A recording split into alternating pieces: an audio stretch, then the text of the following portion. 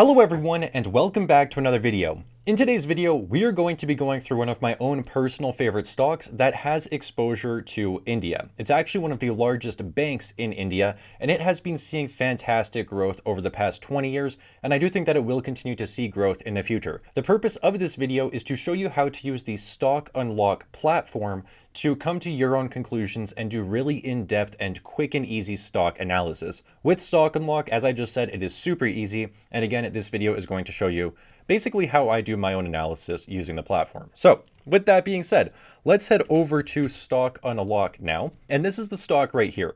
This is HDB, and this is the largest private sector bank in India. Now, the reason that I am even interested in India in the first place is because India's GDP growth has been far outpacing the US and basically every single Western country. It's actually one of the fastest growing economies in the world. And right here we can see that since 2006, India has consistently been growing its GDP at around 8% a year. And in 2022, they are expected to grow GDP by 8.7%. With the GDP and the overall economy of India expanding so rapidly, I think that there is a lot of investment opportunity over there. Also, India's GDP is projected to overtake the US's GDP sometime between 2035 and 2040. And it will become the second largest GDP or second largest economy on the planet. So I think that there is just massive amounts of growth to India that is going to happen over the next 10, 20, and 30 years.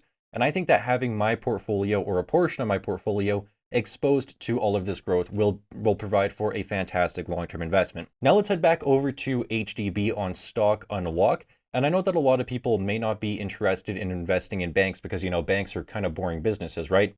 Usually on my own channel, Daniel Pronk, whenever I talk about a boring bank stock, they just don't seem to like it, all right? But check this out. If we hit this button right here, we can compare HDB's stock price returns versus the overall S&P 500. And we can see that over the past 20 years, HDB has produced returns of about 4,000% versus the S&P's 222%. I mean, yeah, HDB is a boring bank, but man, take a look at those returns for yourself. These returns absolutely slap the S&P 500. It's not even close, you guys. So next, what I want to do is head over to our Stock Unlock Insights. And what our insights do is they grade and score all of the key fundamental data that investors take a look at when they are analyzing a business. So basically what our Stock Unlock Insights do is take a look at all of the key fundamentals for you and grade them and report them back to you very quickly. So you don't need to dive through all of the financials and the fundamentals. We just report it back to you. Right away, we can see that HDB has a dividend score of perfect 5.0. 5 is the highest our insights can go, and 1 is the lowest. We can see that the forward dividend yield right now is above average. The 5-year dividend per share has grown at a compounded annual growth rate of 49% a year. That is incredible. And the payout ratio is about 29% today. Now, if we scroll down to the bank-specific metrics, these are the metrics that are, they're specific to the banks, and we score and grade these for you as well. So right here, we can see that HDB's total deposits have increased by 19% year over year. This is absolutely ridiculous growth for a bank, which we will see a little bit later on in this video. We can also see that interest income has increased by about 14%, non-interest income about 8%, loans have increased by 21%, tangible book value has grown by 17%, return on tangible equity is about 15.4%, and the efficiency ratio is 0.38. The lower the efficiency ratio, the more efficient the bank actually is. And this is this is the lowest efficiency ratio I have ever seen on any bank that I have ever analyzed with Stock Unlock. So HDB is a very efficient bank. Now, we can also see here that the net margin or the profitability score is a perfect 5.0, and the net margin is about 35%, which is very good. The growth score is 4 out of 5, and for a bank, this is really strong. The revenue has grown by 12%, net income 21% year over year. That is ridiculous growth for a bank, you guys. Book value has increased by 18%, and again, tangible book value has increased by about 17.83%. Analysts are also very bullish on HDB over the next year. They are projecting the EPS to grow by another 20% next year. And they're also projecting the revenue to only grow by 8% next year. Now, also, the average analyst price target is 26% above where the stock is currently trading. So on average, analysts think that the stock is undervalued right now and does have a lot of upside, about 26% of upside. Now, HDB's financial health score is 4.0 out of 5 as well, which is pretty good. The company has very low intangible assets, so the company's assets are all tangible, which is a good thing to see. The shares have increased slightly year over year by 0.5%, which is average. It's nothing really to be concerned about, in my opinion. And lastly, the return is a 4.0 out of 5 as well, and the return on equity has been about 15.4% over the past year, which is pretty good. So when I take a look at the stock unlock insights for HDB, they're pretty good. Every single segment of HDB's insights is at least a 4.0 out of 5, and that again is pretty good.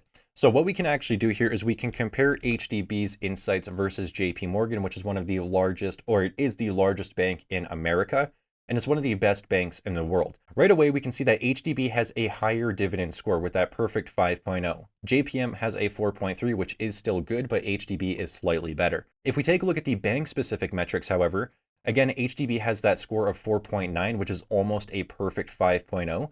And JP Morgan is only 3.6. And we can see that JP Morgan's non-interest income declined year over year, and its tangible book value per share also declined. We can also see that HDB's deposits and basically every other area of the business is growing at a faster rate, and its efficiency ratio is much lower than JP Morgan, which means that HDB is a much more efficient bank as well. In terms of the bank-specific metrics, HDB far outweighs JP Morgan, and the fundamentals of HDB look like they are growing much quicker and are just much better overall. We can also see that analysts are more bullish on HDB over the next year, with an analyst score of 4.3 versus JP Morgan's 3.8. Profitability, HDB is a little bit more profitable, with that net margin being slightly higher at about 35%, and HDB's growth score is much higher than JP Morgan's. It's not even close.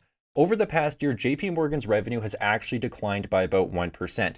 Net income is down about 18%, book value is down, and tangible book value is down.